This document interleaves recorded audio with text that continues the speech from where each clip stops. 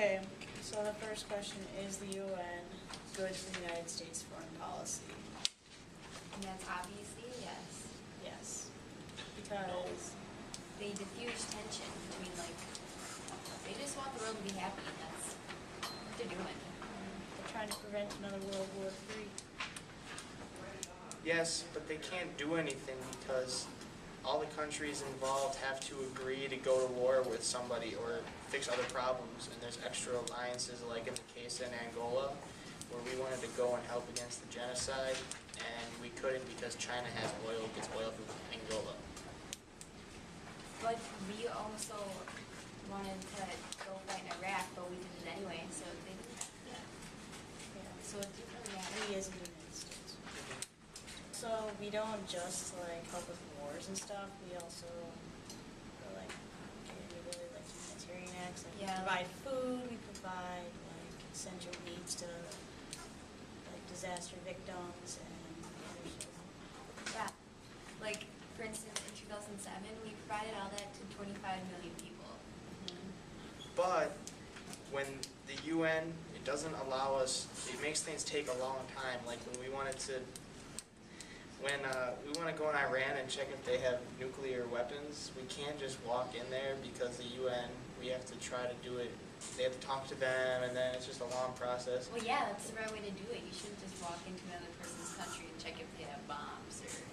Yeah. Not even a country that could blow you up with their nukes. Yeah. Okay.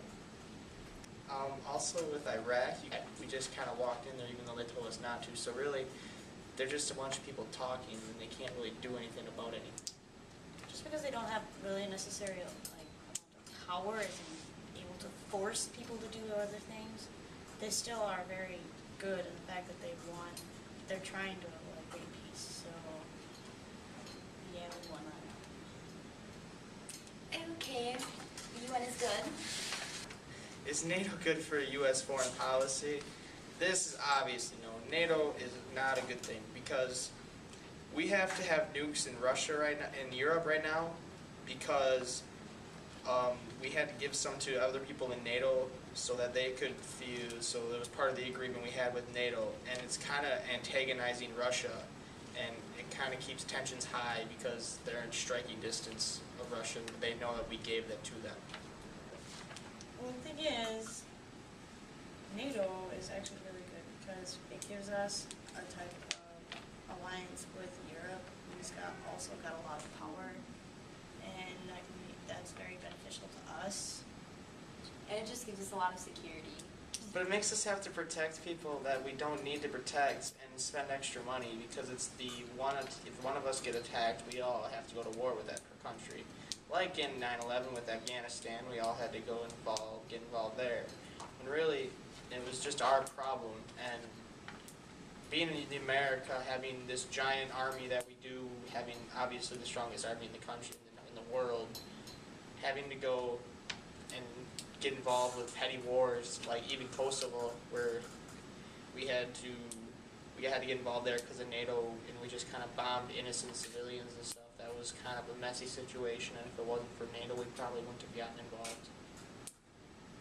Well, obviously we got involved for a reason, so it's not like it was a total waste of time. Plus, it's just because they're smaller, it doesn't mean we spent like billions upon billions of dollars. It's not like we're using up all of our nation's funds for these smaller wars. But we are losing people that don't need to be lost in these wars. Well, Yeah. you die sometime, you know? Okay. Okay. Maybe we shouldn't devalue human life. I'm just kidding. Yeah, I won't. On to NAFTA. Is NAFTA good for U.S. foreign policy? No. By Bailey Creek. Would you like to explain that? Yes. Elaborate, please. NAFTA promoters promised that there was going to be over hundreds of thousands good jobs, good company jobs, good U.S. company jobs. But they didn't. They destroyed hundreds of thousands of U.S. jobs.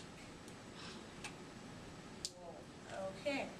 Well, the thing is, with the trading between Mexico and Canada, it makes it a lot easier for us not to be or have to pay high tariffs, and we can successfully get a lot more goods and shipments going and process it lumber while keeping it in North America instead of across seas.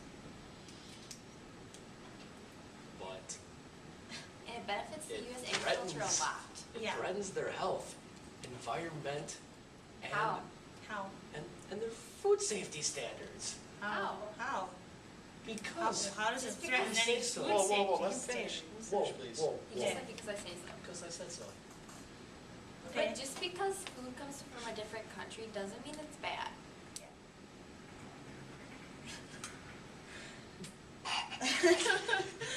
Anyway, it's also a good thing because it supplies more than 72% of Mexico's total agriculture increase in 2007. And it really stimulated the economic growth for the United States, Canada, and Mexico. Weren't we in a little recession not too long ago? Well, that didn't have to do with that. Well, that didn't have to do with NAFTA. That had to do with other types of economic policies. Just checking. Lies. Lies. What? That's all I gotta say. Anyway, okay. NAFTA makes us get in trade with other countries that, like, we're going back on the standards thing, who don't They have. don't make us trade with any of them. And it's just Canada and Mexico. Okay, but with Mexico, like right now, for instance, they're having, cartel issues and other things down there.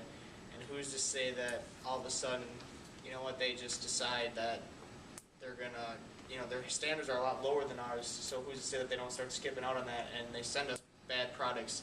And Well, so, they probably don't just go over there. They probably get permission to go check the food sources. Before, Anyway, NATO, NAFTA, and the UN are all good.